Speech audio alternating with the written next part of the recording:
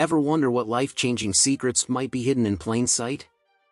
In the heart of the city, a homeless girl named Emma stumbles upon a luxurious trunk discarded by a mysterious rich man.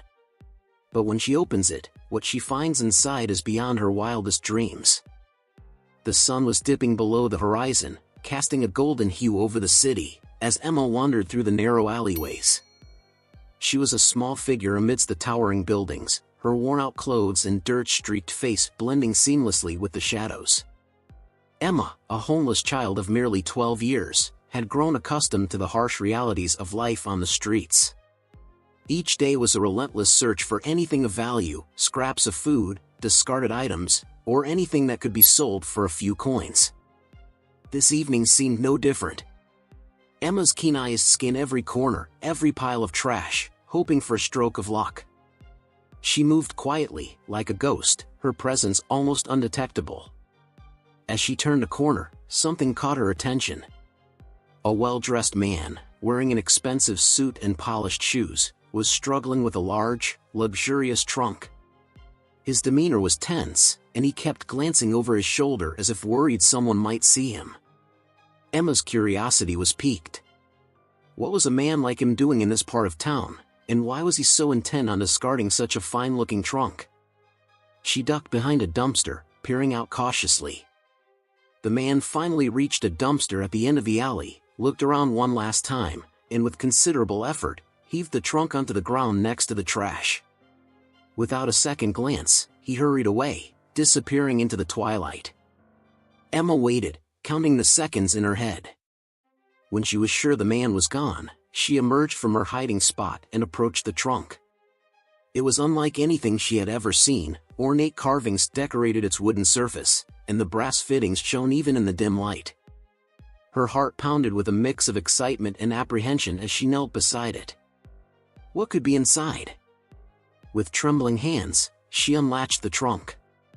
The hinges creaked as the lid slowly lifted, revealing a sight that made Emma's breath catch in her throat. Inside, neatly arranged in velvet-lined compartments, were piles of cash, crisp, unmarked bills. Glittering jewels, diamonds, emeralds, rubies, lay nestled in small boxes, reflecting the fading light in a dazzling display. Emma's eyes widened in disbelief. She had never seen so much wealth in her entire life. Amidst the riches, there was something else, a handwritten letter on fine stationery, folded neatly and placed atop the cash. Emma's fingers brushed over the paper, and she carefully unfolded it. The elegant script and the paper's texture told her that this was something important. Her mind raced. What should she do? Taking the trunk back to her shelter seemed like the safest option, at least until she could figure things out. She glanced around, ensuring no one was watching, then closed the trunk and, with great effort, began dragging it toward her hiding spot. The trunk was heavy, and Emma's small frame struggled under its weight, but determination fueled her strength. As she maneuvered the trunk through the alleyways, she encountered a few other homeless individuals, familiar faces in her world of uncertainty. She kept her eyes down, avoiding their curious gazes. The trunk was her secret for now, and she couldn't afford to let anyone else in on it. Finally, after what felt like an eternity, Emma reached her makeshift shelter, a small, hidden nook between two crumbling buildings, shielded from the prying eyes of the street. She pushed the trunk into the shadows and collapsed beside it, her chest heaving from the exertion. The reality of what she had found began to sink in. This could change everything. Night fell, and the city's noises began to quiet down. Emma sat beside the trunk, staring at it. The letter's presence intrigued her. Who was the man who had discarded such a fortune, and why? She unfolded the letter once more, her eyes scanning the neat handwriting. Dear stranger, if you are reading this, it means that fate has brought you to my trunk. My name is Samuel Whitaker. I am a man who has lived a life of privilege and wealth, but also one filled with regret.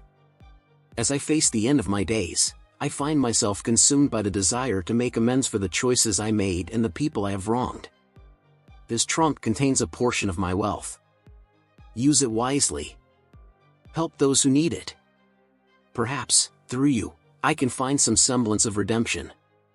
Sincerely, Samuel Whitaker. Emma read the letter again, and then once more. The words were heavy with emotion, and she could almost feel the man's sorrow seeping through the paper. This wasn't just a trunk full of money and jewels, it was a lifeline, a chance for redemption, for both Samuel Whitaker and herself. The night wore on, and Emma's thoughts churned. She could keep the wealth for herself, escape the streets, and start a new life. But the letter's plea for help echoed in her mind. She had seen so much suffering, so many people in need. Could she really turn a blind eye to them now that she had the means to make a difference? As dawn approached, Emma made a decision. She would take the trunk back to her shelter for now, but she wouldn't hoard its contents. She would find a way to use the wealth to help others, just as Samuel Whitaker had wished. It wouldn't be easy, and she wasn't sure where to start, but she felt a sense of purpose she had never known before. With the first light of morning, Emma hid the trunk carefully and set out into the city. She would need to be cautious, to keep her secret safe, but she felt a spark of hope igniting within her. For the first time in a long while, she believed that her life could be more than just a struggle for survival. She could make a difference. And so, with a new resolve, Emma began her journey, one that would transform her life and the lives of many others, all because of a mysterious trunk and a letter filled with regret and hope. The first rays of dawn painted the sky in hues of pink and orange as Emma woke in her makeshift shelter.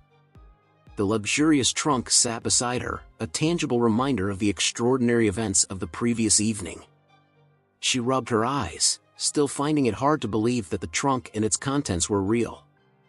But the letter in her pocket, with its heartfelt words, reassured her that this wasn't just a dream. Emma's thoughts were a whirlwind. She knew she had to make a decision, but the weight of it was almost paralyzing. Keeping the wealth for herself seemed like the easiest choice. She could leave the streets behind and start a new life. Yet, Samuel Whitaker's plea echoed in her mind. Could she ignore his wish and the opportunity to help others? Her stomach growled, reminding her of her immediate needs. She reached into her pocket and pulled out a crumpled dollar bill, her last bit of money. With a sigh, she decided to buy some breakfast and think things through. The trunk was well hidden, and she needed a clear head to make any decisions. The streets were starting to come alive with the usual morning hustle. Emma walked to a nearby diner, a place where she sometimes managed to get a meal in exchange for odd jobs.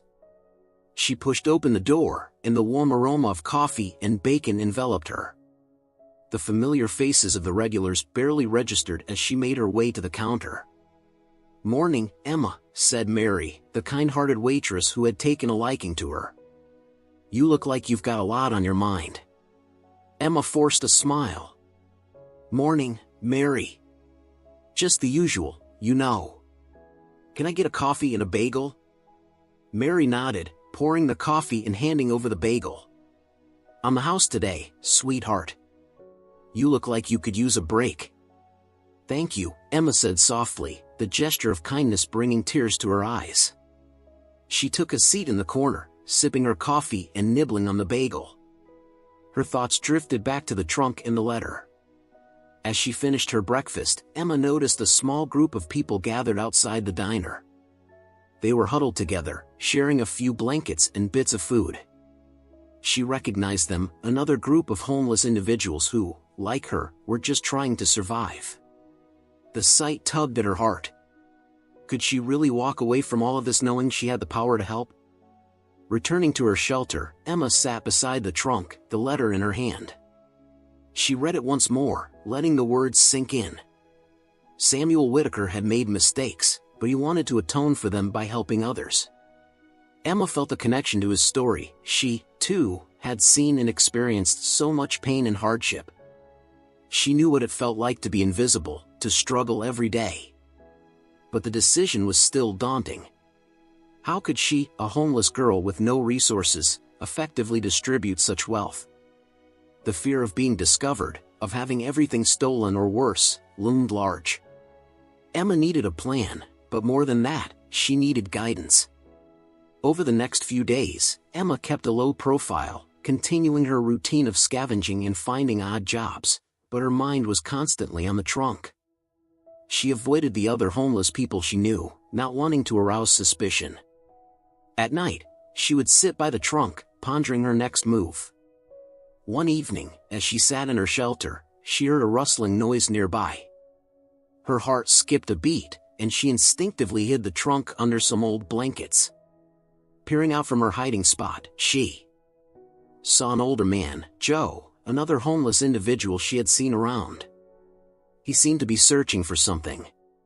"Emma? Is that you?" Joe's voice was gruff but friendly. Emma hesitated, then stepped out.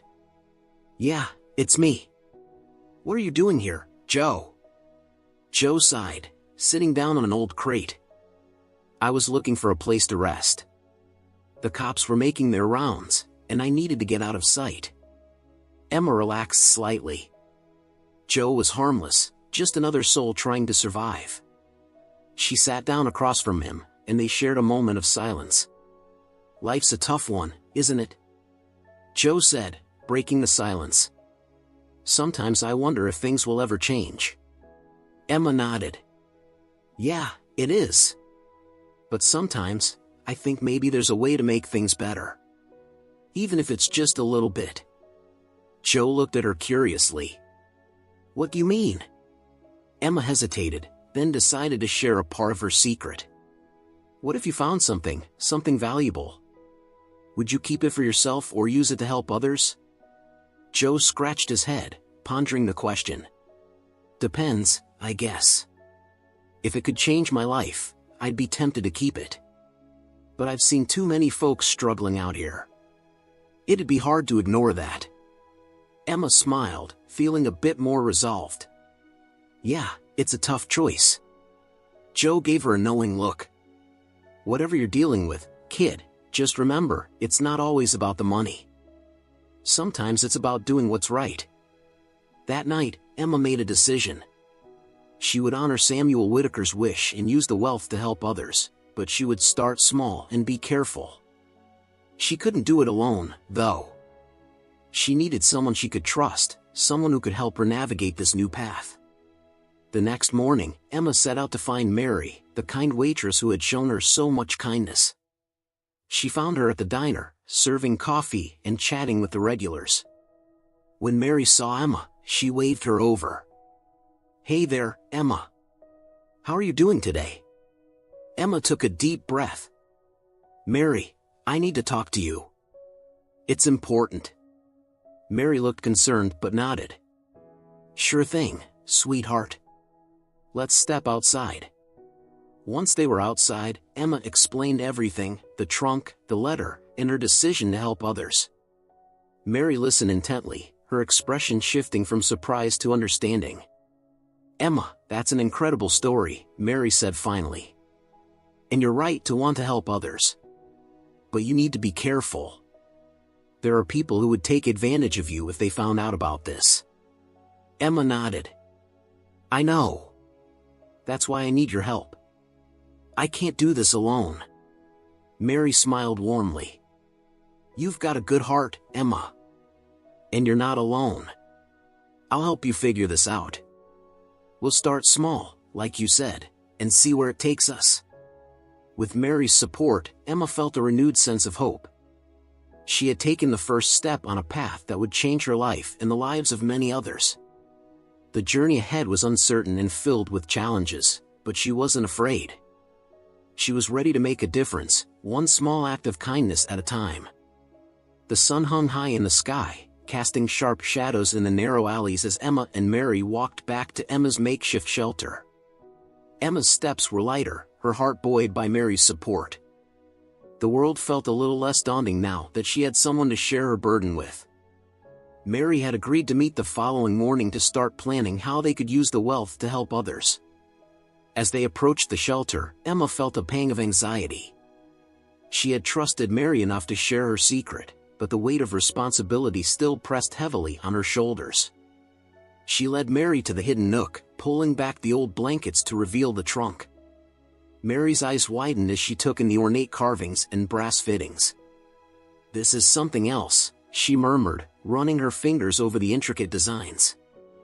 "I can't believe someone would just throw this away." Emma nodded. I know. It still feels unreal.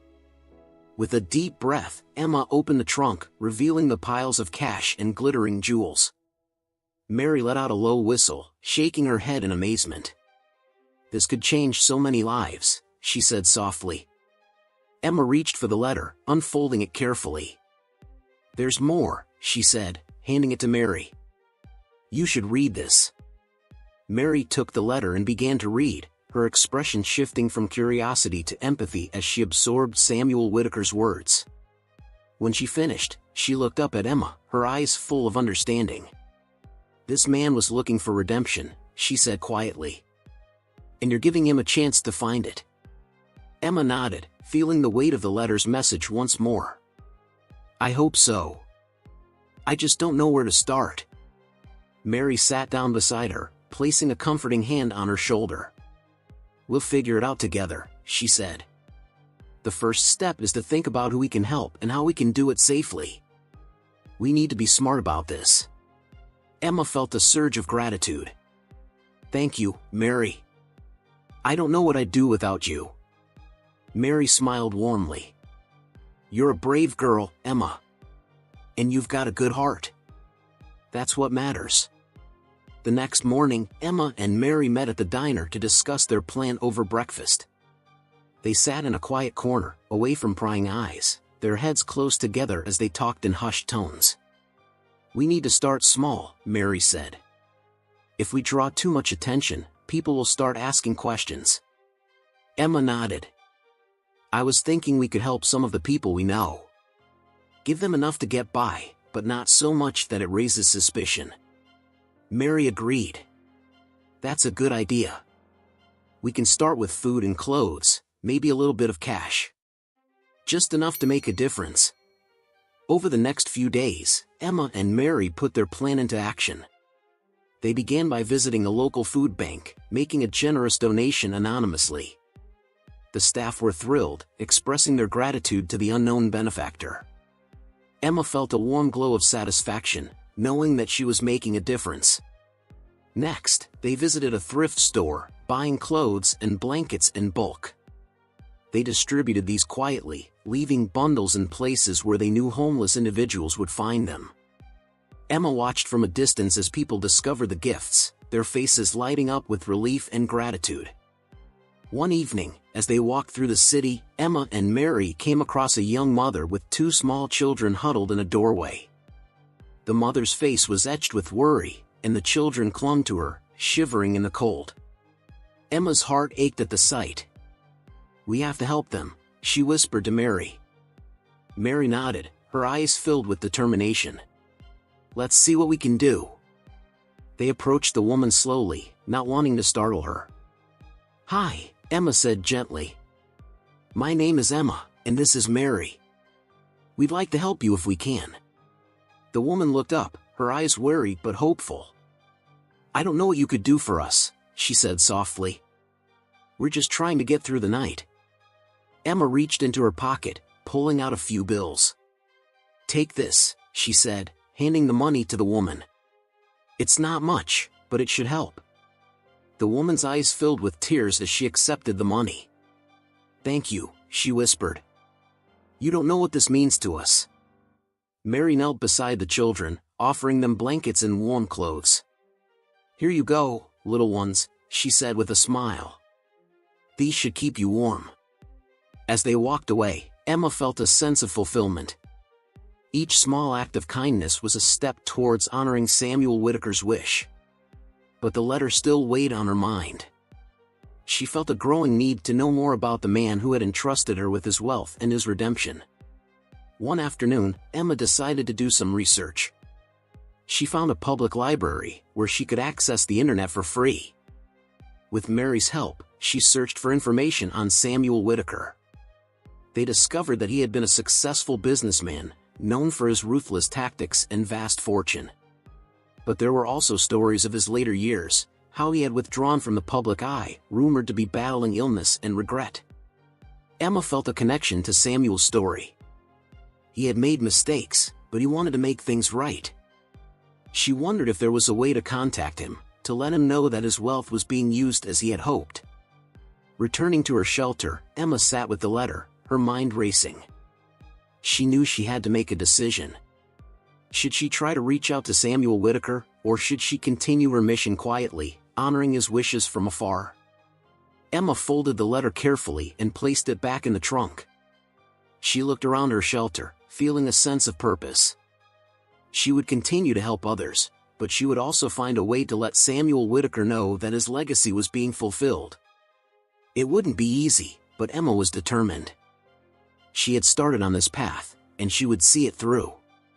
As night fell, Emma lay down beside the trunk, her mind filled with thoughts of the future. She had come a long way from the scared, hungry girl who had found the trunk. She was still that girl, but now she had hope, and she had a mission. With Mary by her side and Samuel Whitaker's wealth in her care, Emma was ready to face whatever challenges lay ahead. Emma woke with the first light of dawn, the familiar sounds of the city gradually filling the air. Today felt different. The resolve that had taken root within her was stronger than ever. She knew that to truly honor Samuel Whitaker's wish, she needed to do more than just distribute his wealth. She needed to understand the man behind the letter and his motivations. After a quick breakfast, Emma met Mary at the diner.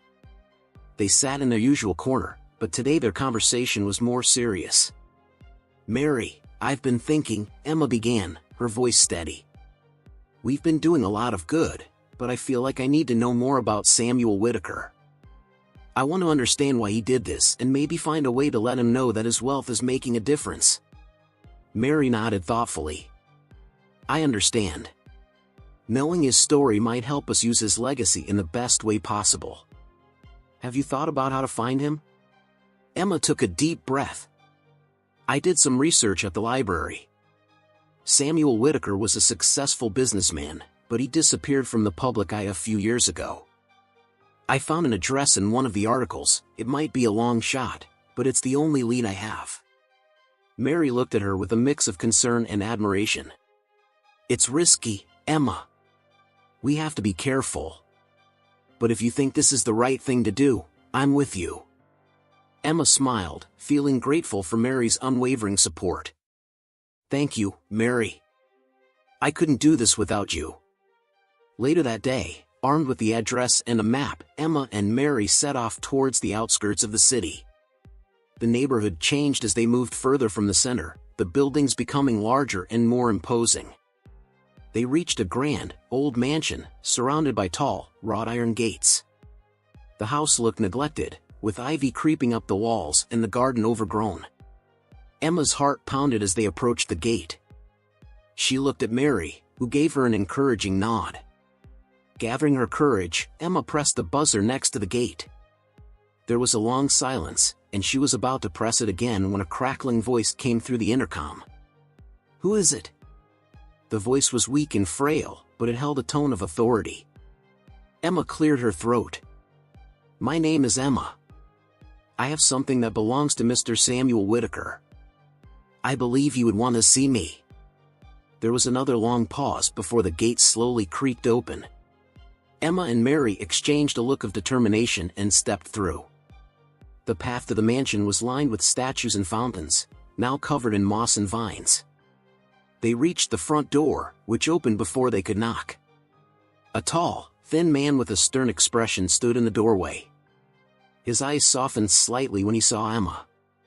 "Mr. Whitaker is expecting you," he said, his voice carrying a hint of surprise. "Follow me." They were led through a grand foyer, past rooms filled with antique furniture and dusty chandeliers, until they reached a study.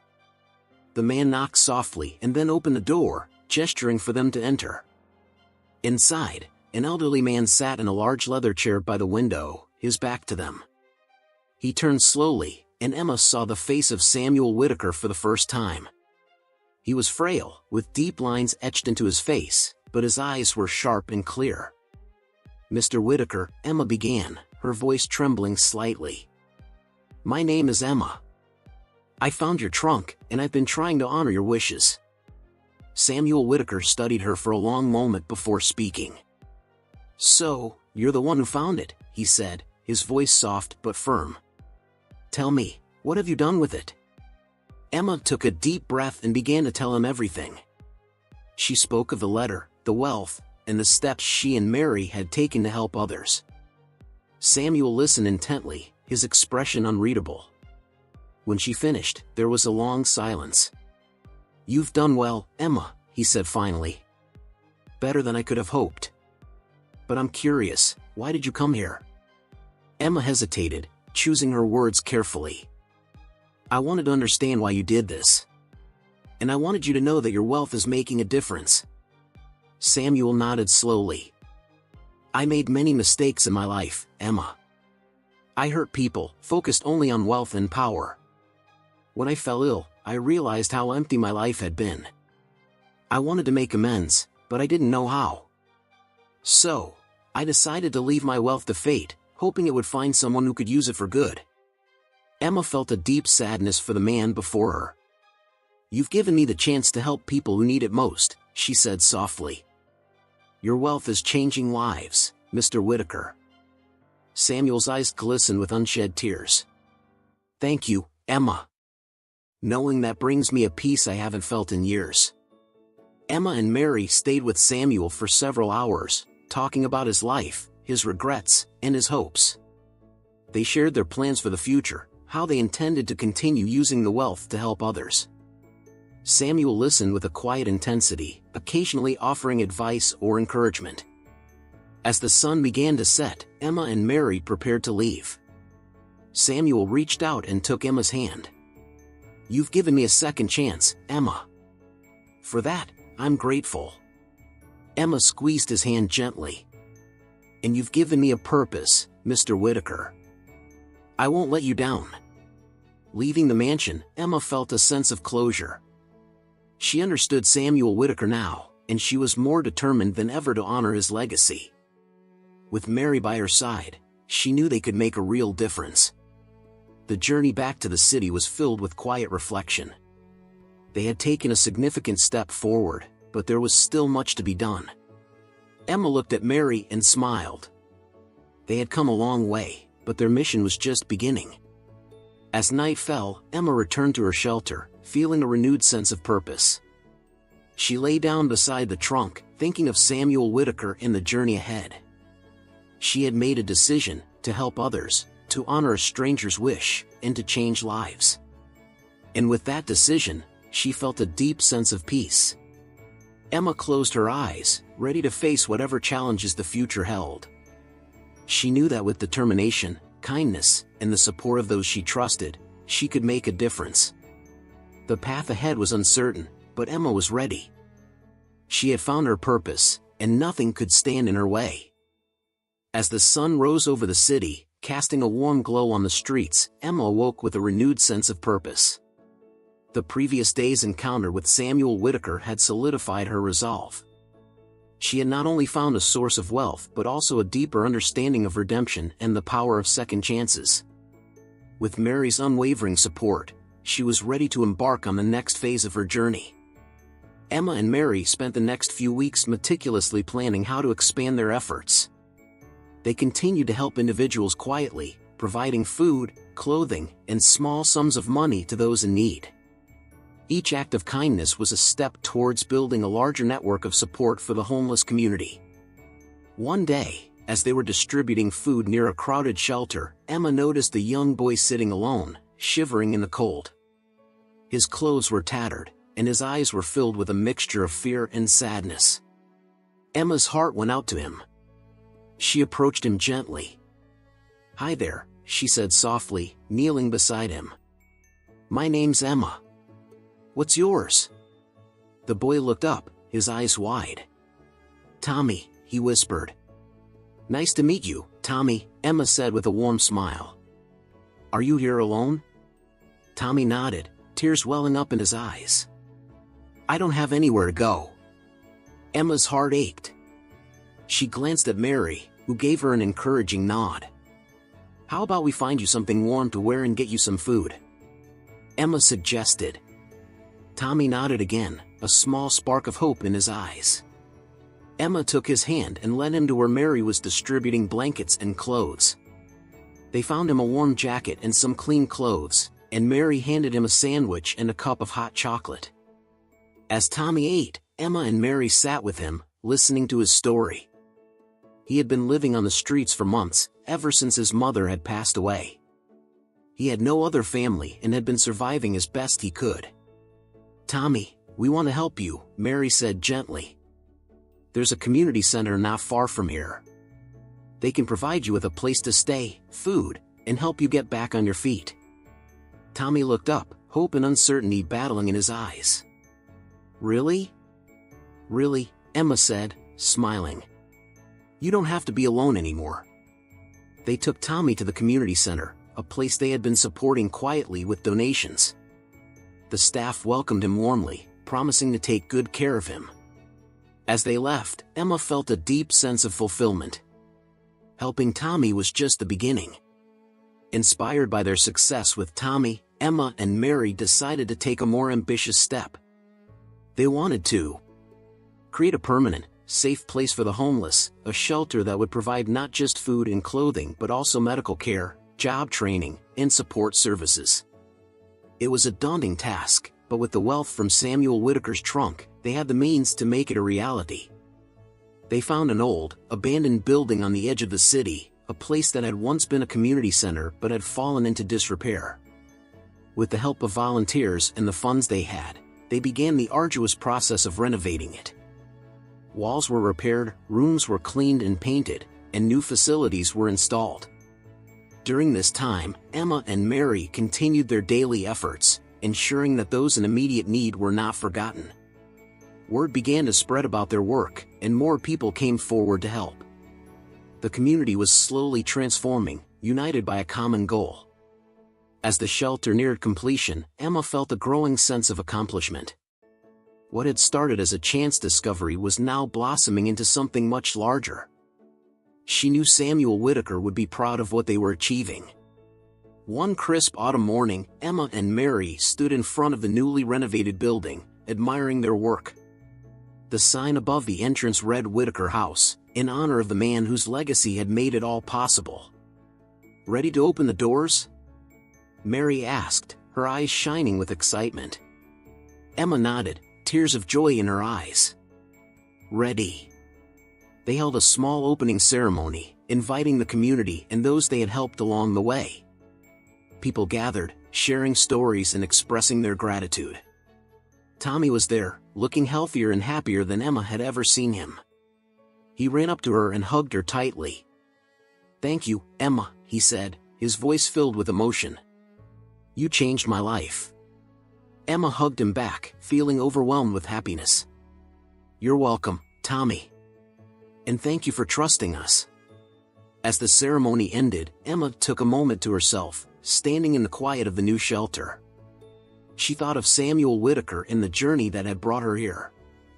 She pulled out the letter, now worn and creased, and read it once more. The words felt like a promise fulfilled. That evening, as the first residents settled into Whitaker House, Emma and Mary sat in the common room, watching the joyful faces around them. It was a scene of warmth and hope, a stark contrast to the cold, lonely nights Emma had known. "You did it, Emma," Mary said, squeezing her hand. "We did it." Emma smiled, tears glistening in her eyes. "We did. And we'll keep doing it. This is just the beginning." Months passed, and Whitaker House became a beacon of hope in the city. The shelter expanded its services, offering educational programs, job placement assistance, and mental health support. Emma and Mary worked tirelessly, driven by the impact they were making. One day, Emma received a letter in the mail. It was from Samuel Whitaker's attorney. Samuel had passed away peacefully, knowing his wealth was in good hands. The letter included a final message from Samuel, thanking Emma for fulfilling his wish and bringing peace to his final days. Emma read the letter with tears streaming down her face, feeling a profound sense of connection to the man she had never met but whose life had intertwined so deeply with hers. She folded the letter and placed it in the trunk, a symbol of the journey they had shared. Standing in front of Whitaker House, Emma looked out at the city, a place that now held so much hope and possibility. She knew there would always be challenges, but with Mary by her side and the legacy of Samuel Whitaker guiding her, she was ready to face them. Emma had found her purpose, transforming not just her life but the lives of countless others. And in doing so, she had honored a man's final wish, proving that redemption and kindness could indeed change the world. The sun set, casting a golden glow over Whitaker House. Inside, laughter and conversations filled the air, a testament to the power of compassion and the enduring legacy of Samuel Whitaker. Emma smiled, knowing that this was just the beginning of a brighter, kinder future.